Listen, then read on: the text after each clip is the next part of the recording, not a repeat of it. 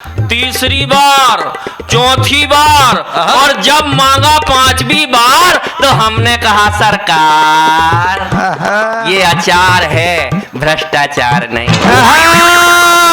शिक्षा की नहीं बिल्कुल इच्छा, लेकिन बारंबार परीक्षा देते थे और 0 नंबर पाते थे हर बार दनादन।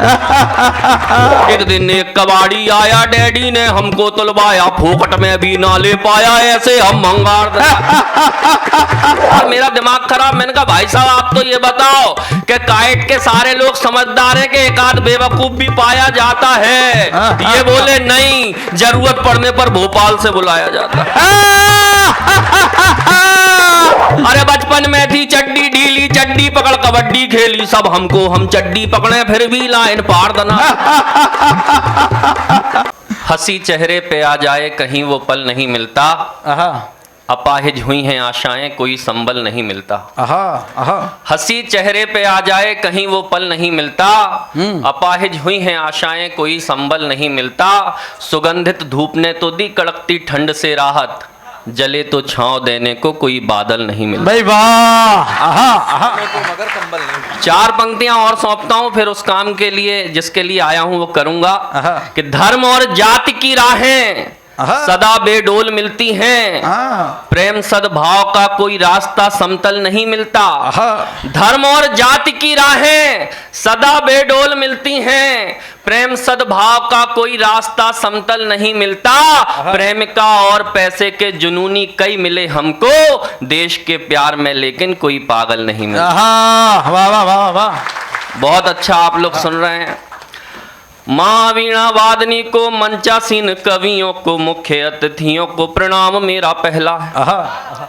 माँ वीणा वादनी को, मंचासीन कवियों को, मुख्य अतिथियों को प्रणाम मेरा पहला है।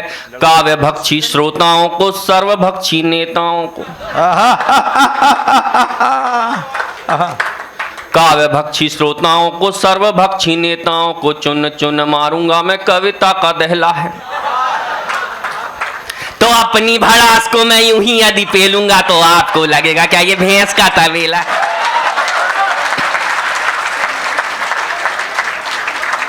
तो ढंग की यदि सुनना है तो तालियां बजाओ प्यारे, कविता सुनाऊंगा मैं, कविता की बेला है।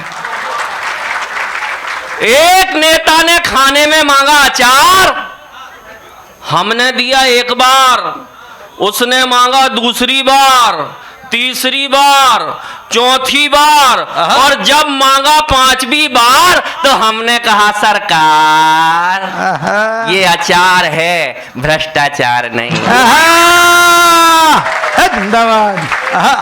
भगवान कसम क्या खतरनाक सुनते हो आप। मैं मोहित शौर्य जी के फेफड़ों को प्रणाम करता हूँ। अपने बाप के बस की नहीं वीर रस लिखना। मुझसे कई लोग कहते तुम वीर रस क्यों नहीं लिखते? मैंने कहा क्यों लिखें वीर रस, क्यों लिखें वीर रस जो अपन है ही नहीं। वो लिखने से क्या फायदा? अच्छा अपन उन वीर रस के कवियों की तरह तो हो नहीं सकते जो घर से आ रहे पत्नी से पिट के और मंच पे सुना रहे वीर रस की कवि। जिंदाबाद जिंदाबाद। प्रणाम करता हूँ, वाकई में आप लोग बड़े समझदार हैं। मैं तो जब आया तो प्रतीक भैया बोले दीपक भैया भोपाल से आए हो, मैंने कहा जी याद रखना काइट के छात्र बड़े समझदार हैं। मैंने कहा अच्छी बात है। जैसे ही रूम में गया आराम करने तो फिर इनका फोन आया, बोले दीपक दनादन भूल मत जाना तुम भोपाल से आए हो, काइट के स्टूडेंट बड़े समझदार हैं। मैंने कहा अच्छी बात है। जैसे ही मंच पे आया तो फिर पास में आए और कान में बोले दीपक भैया भूल तो नहीं गए ना तुम भोपाल से आए हो, काइट के सारे छात्र बड़े समझदार। मेरा दिमाग खराब। मैंने कहा भाई साहब आप तो ये बताओ कि काइट के सारे लोग समझदार हैं कि एक आध बेवकूफ भी पाया जाता है?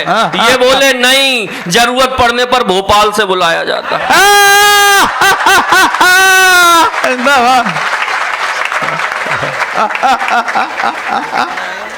ये हास्य कवियों की स्थिति हो जाती है। भगवान कसम आप लोग बड़ा अच्छा सुन रहे हैं। लोग मुझे दनादन कहते हैं क्योंकि अपन टनाटन रहते हैं। अरे बिन बुद्धि धरती पे आए और धरा के बोझ कहाए, गेंडे जैसा होता जाए काया का विस्तार दनादन।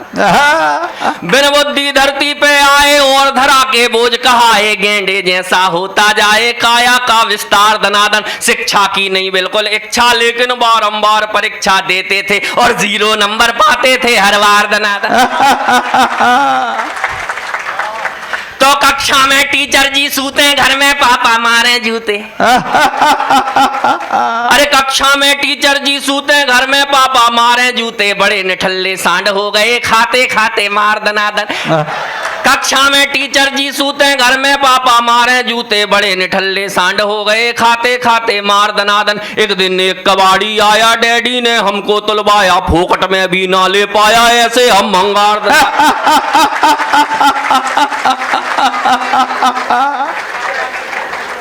तो बिजनेस भी बर्बाद कर दिया, आती जाती कन्याओं की छोटी छोटी मुस्कानों पर देते रहे उधार दना। अरे बिजनेस भी बर्बाद कर दिया, आती जाती कन्याओं की छोटी छोटी मुस्कानों पर देते रहे उधार दनादन। वंचित रहे प्रेमिकाओं से, बॉयफ्रेंड की भूमिकाओं से, हर कन्या ने हम में देखा भैया का किरदार। जिंदाबाद। तो हमने तिकड़म खूब लगाई, जैसे तैसे एक पटाई। अरे हमने तिकड़म खूब लगाई, जैसे तैसे एक पटाई, फेरे लेके बनी लुगाई, टुनटुन सी दमदार दनादन। हमने तिकड़म खूब लगाई, जैसे तैसे एक पटाई, फेरे लेके बनी लुगाई, टुनटुन सी दमदार दनादन। हम तो ठहरे चश्माधारी, कहलाते थे सबसे भारी, लेकिन निकली अपनी नारी हिटलर का अवतार दनादन। मेरे मामा कहते थे कि सुबह सुबह जल्दी उठ के सड़क पे दौड़ लगाया करो, स्वास्थ्य अच्छा होता है। भगवान कसम एक दिन उठ गया सुबह 4 बजे। फिर क्या हुआ कि सुबह सुबह कसरत को जागे, सूनी सड़क और हम भागे। अरे सुबह सुबह कसरत को जागे, सूनी सड़क और हम भागे, देख अकेला हमको पीछे पड़ गए कुत्ते 4 दना। सुबह सुबह कसरत को जागे, सूनी सड़क और हम भागे, देख अकेला हमको पीछे पड़ गए कुत्ते 4 दनादन। ओलंपिक का दौड़ विजेता भी ना लगता अपने आ गए, बिना पदक के रेस जीत गए, ऐसी थी रफ्तार दनादन। जिंदाबाद दीपक भाई।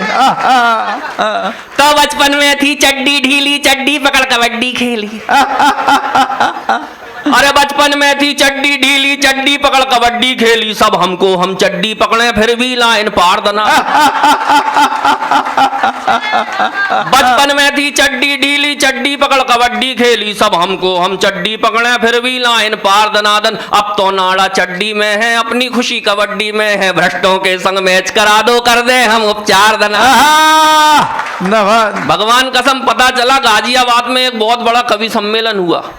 एक बड़े कवि ने बड़ी देर तक कविता सुनाई, लेकिन किसी ने ताली नहीं बजाई।